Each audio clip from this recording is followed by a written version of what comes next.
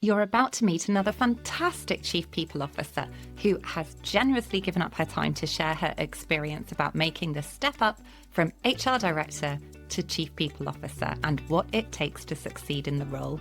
Her name is Jane Beeston, and some of the many things that she generously shares with us all include advice about influencing at board level, why communication skills are one of the most important skills to have, and how developing coaching skills has transformed the way that she operates at the top.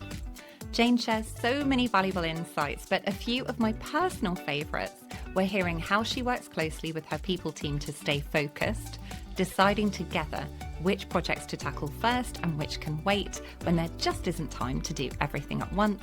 And I also loved hearing how she's known for getting stuck into projects outside of HR to help the business succeed. Jane's career in HR spans nearly 40 years. She began in generalist roles at H.J. Heinz and then went on to work in corporate policy with BSI and in transformation at Friends Provident. She joined Colart as an HR manager, eventually progressing to UK HR Director, then Group HR Director for the UK and North America, before becoming Chief People Officer in 2016. Known for her approachable, people-focused leadership style, she's passionate about creating a culture of curiosity, empowerment, and collaboration. And I have Verena Hefty, host of the Big Careers Small Children podcast, to thank for recommending Jane as a guest. When I told Verena about my plans for this series, she immediately said, "You have to invite Jane. She is an incredible Chief People Officer." This episode, if you haven't seen the others, is part of a special series of HR Coffee Time where we're demystifying the CPO role, or CHRO role as it's sometimes known, the most senior level HR position there is. Each guest is asked the same 9 core questions with a few spin-off questions along the way. And if we haven't met before, hello, I'm Faye Wallace. I'm a career and executive coach for HR and people professionals, and I'm also the creator of the Inspiring HR Leadership Development Programme and the Essential HR Planner. You're listening to HR Coffee Time, and it's fabulous to have you here. Before we dive into the main part of the show, I want to make sure that I say a heartfelt thank you to everyone who has rated or reviewed the podcast, recommended it to a friend, got in touch to say that you're enjoying it, commented on the YouTube version, or posted about it on social media. I've been a little bit nervous about changing the focus of the podcast for this special new CPO series, so it's been amazing to see all of your lovely positive feedback, and a special shout out to Amanda Saxton and Helen Fairburn for your recent LinkedIn posts about the podcast. Thank you both so much.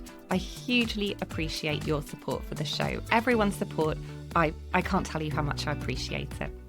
But now it's time to go ahead and meet Jane. I hope you're going to enjoy learning from her as much as I did. Let's go ahead and meet her now. Hi, Jane. Welcome to the show. It's so fantastic to have you here. Thank you, Faye. It's good to be here and looking forward to the questions, but intrigued about what the interview is going to be about. I'm really looking forward to hearing your answers. So I'm going to just go ahead and dive straight in and ask you how you got your first CPO role. So I suppose I was in the right place at the right time. I'd progressed through the organisation and increasingly get HR responsibilities on the UK basis firstly, then moving on to UK and North America.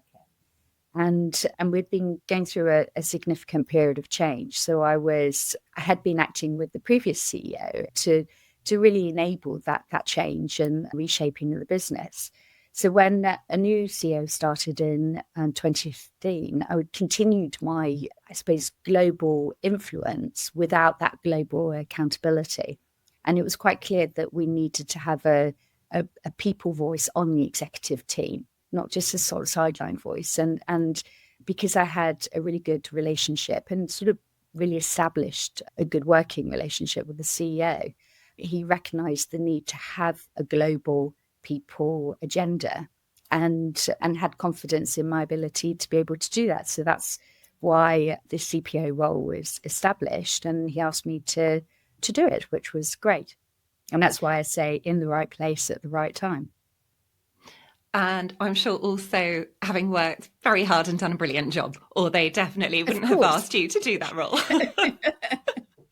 Of course, and it is that there's always an element of luck. It's about relationships. It's about the network that you build. But yes, of course, it's about what have you done? What's the toolkit that you bring to the table in terms of your experience?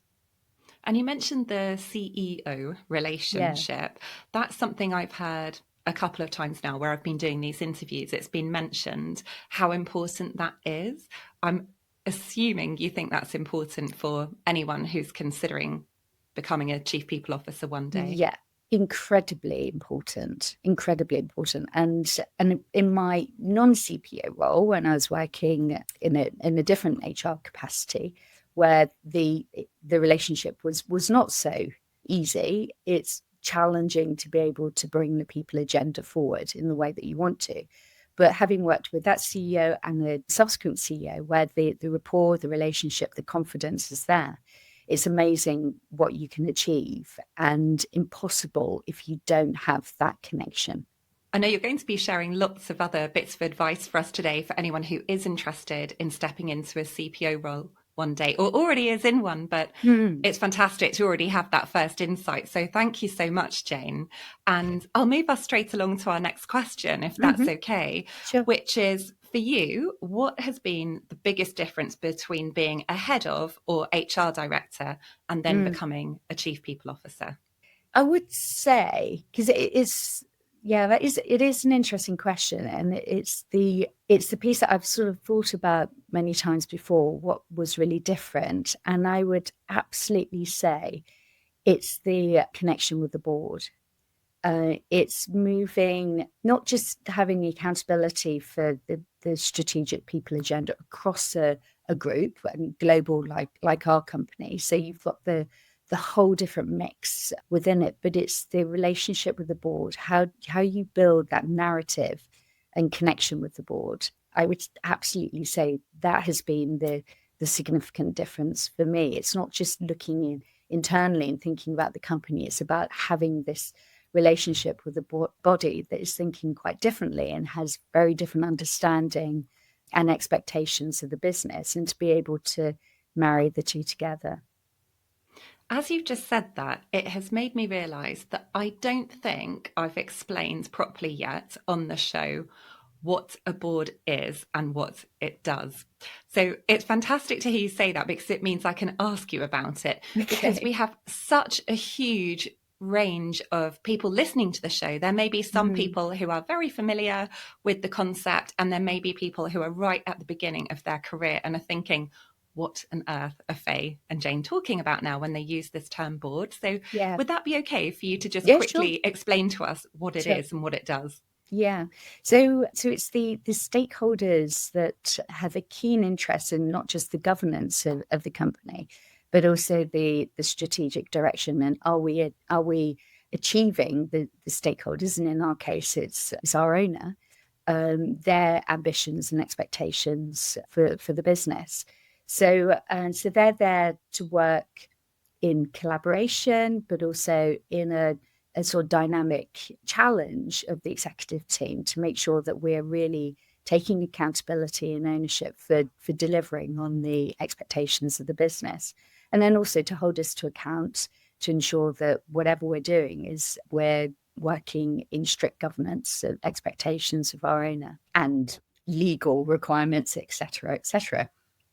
That's so helpful to have. And actually, when I had David D'Souza as the first guest for this series from the CIPD, he talked about the role of governance and how that's one of the key differences in being a CPO. So Yeah. it's great to hear you actually mentioning it and talking about it. And it has made me think I must try and get an expert guest on the show to talk about governance with us all. But for now, don't worry, I'm not going to drill down and ask you to explain it to us in huge detail. So the next question is, once you'd started your first CPO role, how was it different to what you'd expected?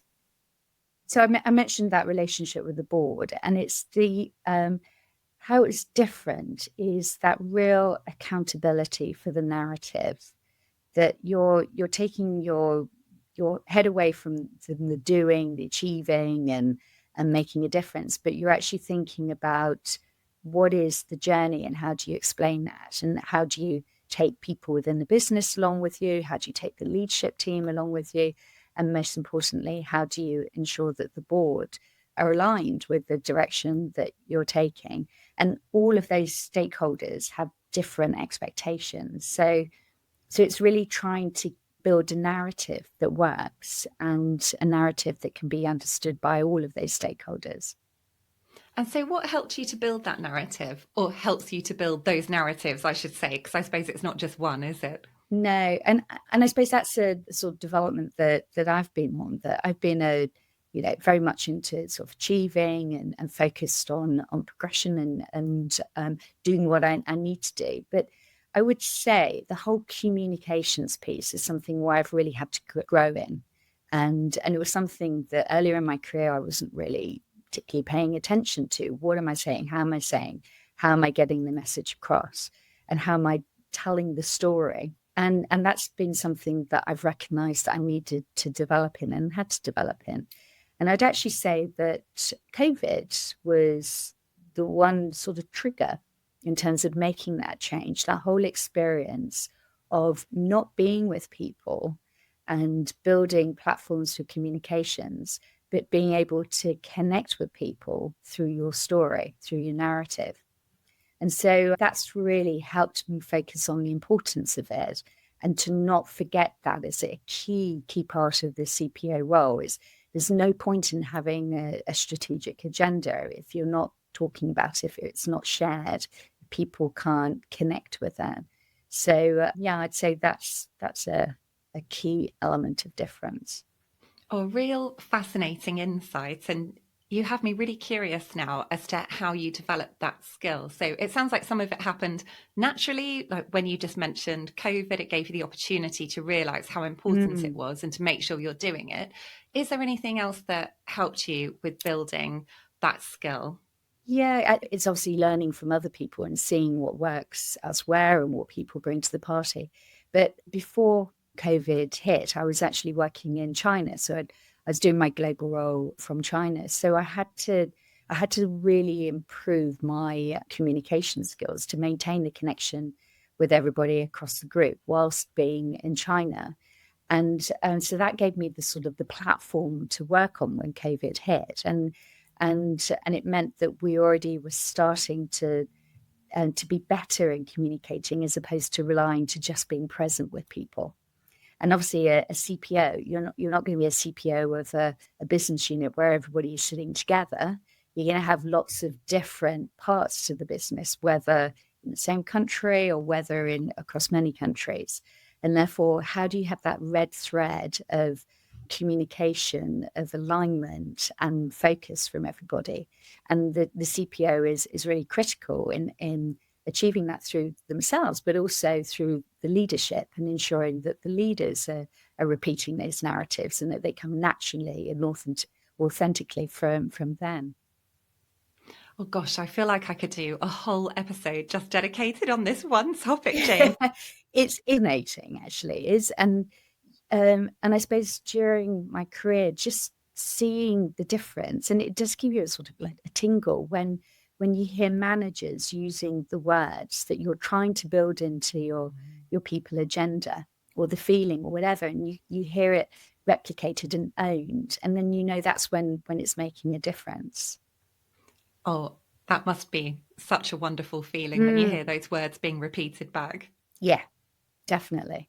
I'm conscious that I still have a whole load of questions that I've set to get through. So I'm going to be really disciplined and move myself on from this topic, even though I would love to talk about it with you in more detail. The next question, which again, you've already shared some of the answers, but it's going to be fantastic to hear your others as well, is which skills, habits, or practices have most helped you succeed as a CPO? What was the communications piece? That's a big habit that I had to build and really deliver on. But I'd also say, and this is something that happened more recently, and I actually wish I'd done it before, and I would recommend that anybody who wants to progress through the HR career route to do a qualification in coaching. And it's not just to go off and be a coach, but it's the skills, the techniques, the disciplines that it teaches you that have been really useful in terms of my role, and really helped to build the focus of my role within the executive team. And I've always been somebody that loves asking questions. I'm curious, I want to know, and I'm always asking questions. But I'd suppose the qualification really helped me to ask the right questions in the right way, not to do the thinking for somebody, but to really enable the person to take ownership for their own thinking, their own action. And therefore, if people own it, then it's far more impactful. So I'd say that the behaviors of coaching, the disciplines of coaching, have been a really, really important part of my role. Unsurprisingly, as I am a coach, that is music to my ears, Jane. And something that I've talked about on the show a couple of times before. So for anyone listening to this episode or watching it right now, if you make sure you listen right to the end, at the very end, I will share the title and the number of the 2 episodes where we've covered coaching skills before. For one of the episodes, I had Charlie Wachowski, who was the person who trained me in coaching skills, talking about coaching skills, going into more detail about what they are and how to choose a qualification. And then the other episode has Jude Sclater, who is the author of a fantastic book called Think Like a Coach. And she came onto the show and actually did a live demonstration with me where she coached me. So again, for anyone who's thinking, I sort of know about coaching, but may not have experienced it yourself directly or done any training, those 2 episodes are there as a resource. And when we're recording this, today actually is, we're recording this on the 30th of April, 2025. And this afternoon, I will be running my group program, Inspiring HR Again, which is a leadership program for HR professionals. And this is the first cohort where I will have introduced coaching skills and actually teaching them. And I'm very lucky that Jude, who I just mentioned, who wrote the book Think Like a Coach, has helped me design the session where we're going to be working on building coaching skills. So just to very quickly mention that in there for everybody who's listening or watching, hopefully that's really helpful to know. But having talked about coaching skills now and me getting very overexcited about it, Jane, I better move us along to the next question, which is, what is the biggest challenge you've experienced as a CPO? Oh, God. I don't know if there's like a biggest challenge. With the company, we're constantly having challenges. And I suppose, what can I say? Is there something that sort of connects them together? Is how do you maintain the collaboration within the group, or the connectivity in terms of people being crystal clear what is the direction that we're following, and then obviously the communication underpinning that. So any challenge, it comes back to those 3 things, that we're not going off in panic, that we stay together, we work together, that we do connect, we're clear on the purpose, we're clear on the direction, we're clear on our roles that we need to play, and that we communicate. So I wouldn't say there's any one challenge that's been more difficult than others. It's the role of HR. We're constantly facing challenges, and they're all different in different ways. It's really interesting to hear that communication piece coming back again. I think that's at least the 3rd time it's come up now. So I'm going to go back on what I said earlier, which was that I wouldn't ask you very much more about it. And I am just going to take a second to dive into it. It would be so brilliant to hear what some of your practices are when it comes to communication. So how are you making sure that people are aware of what's happening and what you'd like them to do and where everything's going? You've mentioned it so many times now. I just can't wait to hear what your answer is going to be. Well, hopefully it's a good enough answer. But obviously you have the face-to-face piece, and there's, when you're talking to people, sort of delivering the right messages and so on. But I really value our intranet, and it's been a fantastic tool to really lay things out in terms of the whole people cycle, all the different parts of joining the company, employment needs, growth and development, wellbeing, engagement, and also leaving the company, and so that people can find anything there relating to their employment. And that I talk about the red thread that going through the narratives, reinforcing the way that we want people to work, the values and behaviors. So that's a key point. And then it's about bringing people back to it. So we have a weekly newsletter, we do bi-weekly town halls, very much about pulling stories that appear on our wall where people can post stories, and diving into ones which are reinforcing specific behaviors or reinforcing the direction of the company, our strategic pillars, and building communications around that. So it's repeat, repeat, repeat. So there's sort of the BBC philosophy of, reuse and recycle any communication in any different platform. So that's what we do. And then also ensuring that those messages are coming across in our development programs as well. With our induction, that we have a very clear induction program that people are sort of really embedded into the Colart way as soon as possible. So number of different tools and practices, face-to-face, online, Colart news, emails, posts, all and actually when I'm visiting business units, then doing a town hall as well. So building that connection, reinforcing certain messages.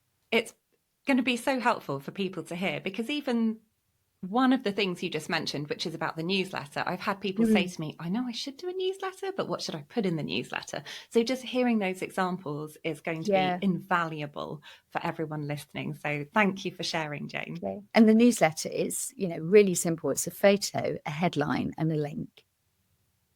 People look at different things, they're interested by different things, and we've all got too much to read. So therefore people can make their decisions of where they're pointed to, but it all comes back to where we have the holistic message.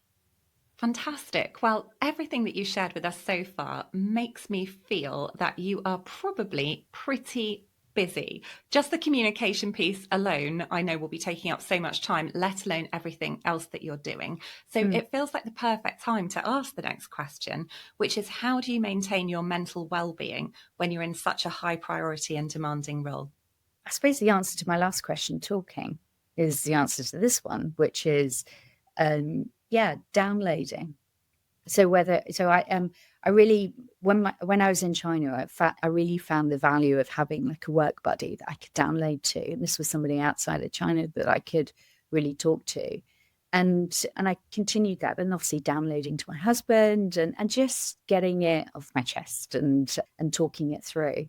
So that's how I get it out of my brain, and then I move on to what I want to be doing in my personal life. But they actually think you have to bring your whole self to work. And so you can't have a distinction between work and personal life, and they don't engage with each other. But it's about bringing that balance and making sure that they work together so that you can be authentic at work and you can be yourself, and you're not creating a facade of who you are and then taking that sort of mask off when you go home. So I think having connections and talking about what your stresses are and sharing them, because there's always a solution. Rather than keeping everything all bottled up inside. Absolutely. And I think, one of your previous questions in terms of skills and disciplines, another thing that I've sort of grown to really understand, and whether that's to do with maturity, is but understanding you can't do it all on your own, and it's not all on your shoulders.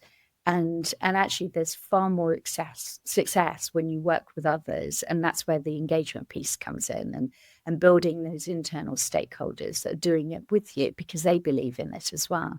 And that's where you just feel the stress dissipate, because it's, rather than it being stressful, it's an exciting challenge that you're delivering together. Yeah, I like hearing that, because I think sometimes there can be a perception of HR or the people function almost being slightly siloed and different, rather than being fully integrated and actually being a collaborative function. And everything doesn't just rest on the people function shoulders, it rests on everybody's shoulders. Absolutely. And it's not an absolute science, and that's where the relationship with the CEO is so important, because it's, and I don't know how to deal with this. What's your thoughts? And getting other people's thoughts, and then coming to a sort of combined solution. It's so much better. You've already shared so much fantastic advice, but I'm going to be greedy and ask you for even more. So, Mm-hmm. my next question is, what advice do you have for anyone listening who would like to be a chief people officer one day but isn't yet? I would say grasp as many opportunities for lateral growth as possible. So if there's any projects, any activities that even if you don't see them as an HR activity, take it, because the difference is really understanding the business environment context. It's not being an HR specialist in sort of silo. It's about understanding the business and being really connected. So I think the more experiences that you have outside of HR to show your understanding of the business challenges, your understanding of how the business needs to react to those challenges, the better. So of course, build your HR breadth of experience, because obviously a CPO is not going to be in one specific pillar of HR, but just take those opportunities to connect through the business. That's really valuable. I'm assuming then that's something that you've done for yourself. Absolutely. And whilst I've really enjoyed HR, I would say I love business more. And if there's a project which there's a route into it through HR, but I can get involved in other activities, then definitely. So, and that's what's created the interest for me in the company, that I've never been boxed. I've never been siloed as in, you're just about people, you're just about HR, you're not getting involved in this. There's never been that barrier. And I've been able to sort of reach in, and like my experience overseas was connected beyond HR. And I've really valued that. And I think it's not just the company providing opportunities, it's also got to come from the person in terms of expressing the interests and finding out. So talk to people across the business, see how else you can get involved and how you can sort of really connect that to the people agenda. And then I think what you do is you shape yourself into a far better offering for the business in the future, whether the business you're with or another business somewhere else. Would you be able to share an example or two of some of those projects that you have been involved in, or perhaps roles that you've stepped into that have really helped you with that? I can. I mean, sort of think, because there's numerous that from a building project, which was really interesting, working with architects and design agencies. So that was a fun project. Setting up a gallery. So as you can see, we work with the most marvelous brands, art material brands. And so I set up a gallery which was focused on providing a platform for young artists. So really got into the art world of that project, which was great. I've worked within factories in terms of the setup of the factory, the organization. I've worked with the customer services team to sort of reduce the amount of fines that they were incurring. So we were changing their work practices. What else? God, it's constant. I'm always being accused of sort of poking my nose into different projects, but it's about people laugh. They know that I do it. They know that you can't stop me getting involved, but it's because I'm curious, I'm interested, and I know I have a view and an experience or a different angle that can add value. And how many times have businesses introduced new systems, introduced new ways of working, introduced new kit or whatever it may be, and forgotten the importance of the person using it or their attitude in terms of receiving something new. It is always something we just do. We forget the people. And so having that different lens, but coming at it from a business perspective, not just, I'm here to talk about people, actually from a real business perspective with the people lens adds value. And so therefore I unashamedly stick my nose in. It's so helpful to hear you talk through those different examples. It really brings it to life. And I can almost picture you at work now, hearing about a project and saying, I think I should be involved in this. Yes. Yeah. And I think people here would be like, yeah. They hear that voice very often. I know that for so many HR and people professionals, one of the biggest things they struggle with is time and feeling like they have not got enough time to get everything done. Yeah. And so then that is where they may shy away from doing that kind of work, taking on those extra projects. Although this isn't technically in my list of questions that I said I was going to ask you, Jane, I would love to know the answer to that. Like, how do you manage to make time for doing all of these things that are so important Yeah. without keeling over when you've already got a full plate of work? Yeah, it's a good question. We always talk about less is more, and we never succeed in doing it. But sometimes some of those projects can be far more impactful to our organization, our people, in terms of understanding their own organization and the culture, than doing a very pure HR activity. So I suppose I have the ability and the luxury of being able to adjust priorities on the people agenda side if something else has more impact from the business strategy perspective. So well, you can't do everything. And I know my team they find me challenging because I'm like, oh, you about this, let's do this, and I'm quite sort of energized and passionate about it. And they push back at me, which is great. And I expect them to do that in terms of, we can't do that now. We're going to do this, this time, and we prioritize together. But we'll agree collectively of something that we can all see that it's going to be really impactful to our people and the business, even if it's deprioritizing a certain people perspective or HR perspective, I should say, rather than people perspective. So yeah, of course you can't do everything at the same time, but prioritize what is going to make an impact for the business versus having something fancy on your CV because you've introduced it from an HR perspective. I don't believe in that. It's like, what's important for the business.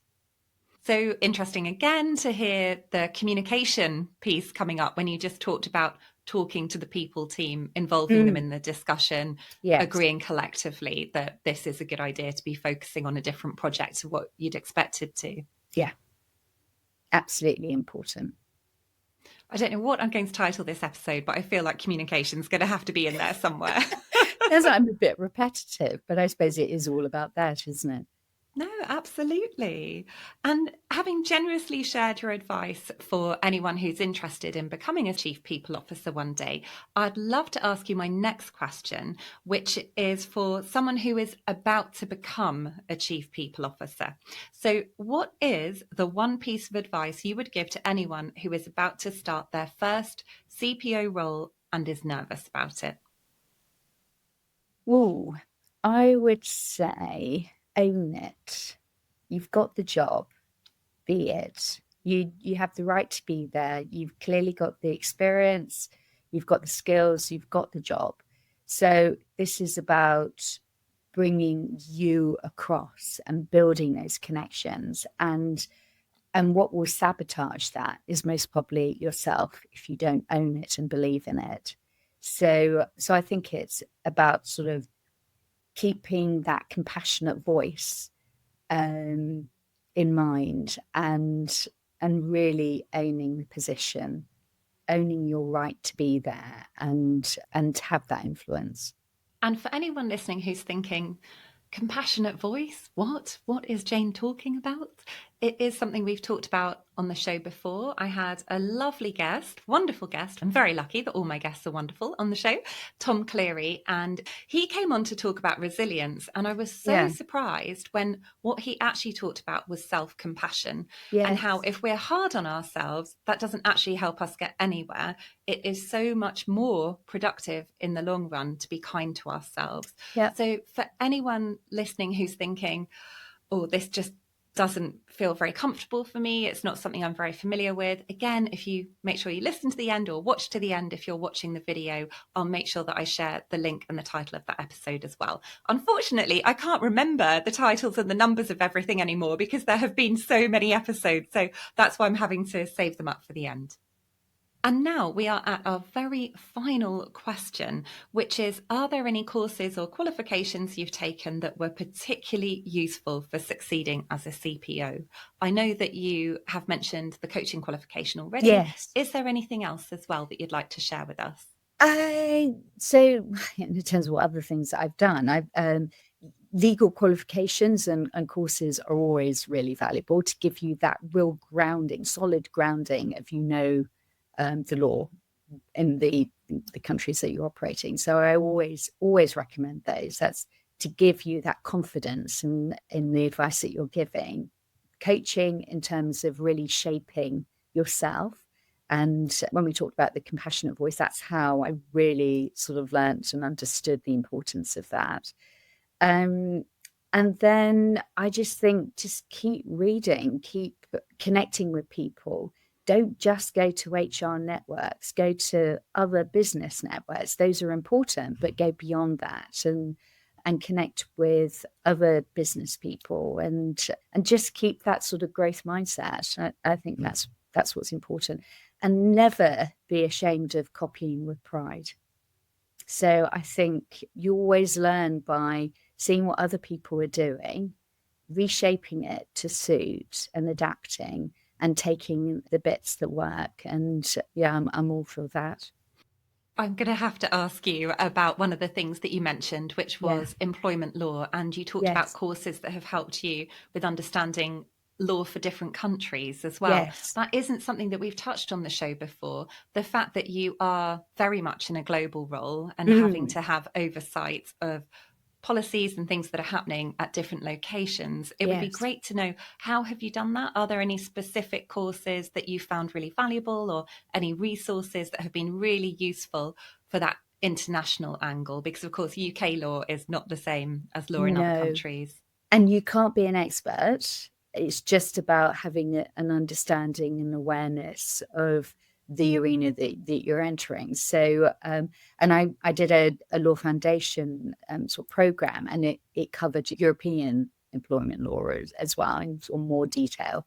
And therefore it's going into all of the different countries, because it's not just in reality one law, you have specifics in each country. So you get an awareness. And then I had some references, books I was able to purchase that I can refer to. But it's about knowing the questions to ask when you're dealing with the lawyers of those countries. And then your HR partner I have one in America and in China, they're there to teach me as well. So I try to understand and learn through them, because they're more familiar with the law in those countries. And I just find it really interesting to understand the nuances. So yeah, just that continuous learning.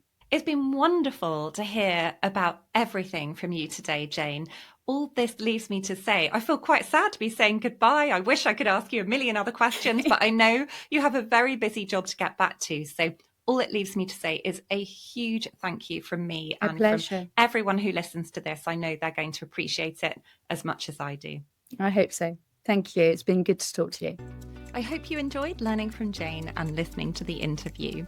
I promised I'd share the details of other HR Coffee Time podcast episodes that you might find useful after listening to this one. The ones about coaching are episode 53, Why Coaching Skills Can Help Your HR Career and How to Develop Them, with Charlie Wachowski. Episode 130 is Build Managers' Confidence and Skills with the Coaching Two-Step, with Jude Sclater. And the episode that talks about self-compassion is episode 43, The One Thing That Will Boost Your Resilience Throughout Your HR Career, with Tom Cleary. And after I finished recording the interview with Jane, there were a couple of other episodes that I thought of that I thought could be helpful to listen to if you want to work on your communication skills, particularly written communication skills. Both of the episodes are interviews with Kim Arnold, and they're episode 32, How to Write Work Emails That Get Results, and episode 95, How to Build Trust in a Hybrid World Through Email. I'll make sure that I put links to all of the episodes I've just mentioned in the show notes for you, and they'll also be in the YouTube description if you're watching the video version of the podcast. That brings us to the end of today's episode. Thank you so much for joining me. If you have enjoyed the episode or found it useful, please do hit the subscribe or the follow button, depending on where you're tuning in. And don't forget, I've got another brilliant Chief People Officer joining me in the next episode, which will be out in 2 weeks' time. And I can't wait to share it with you. I really hope that you're going to get lots from it.